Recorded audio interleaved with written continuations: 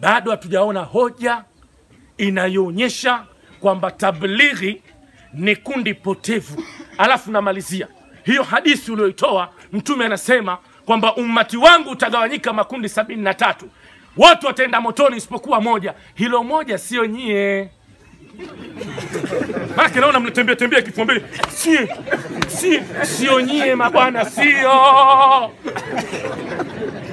nyie, sio tena. Kwa hiyo kauli ya kusema sio, huo umimi huo ndio ulomwangamiza Firauni na Ibilisi.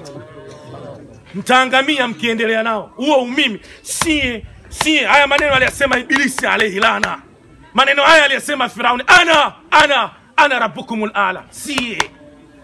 Maneno ya kujitakasa, fala tuzaku anfusakum, msizitukuze nafsi zenu. Maana kitoka umesimama unajaribu kuonyesha ubora wenu, unajaribu kuonyesha jinsi gani watu tulivyopotea, jinsi gani watu tulivyokuwa mbali na Mtume, jinsi gani watu tulivyokuwa hatuko mbali na huda. Yani unajaribu kutengeneza mazingira ya utukufu. Fala tuzaku anfusakum,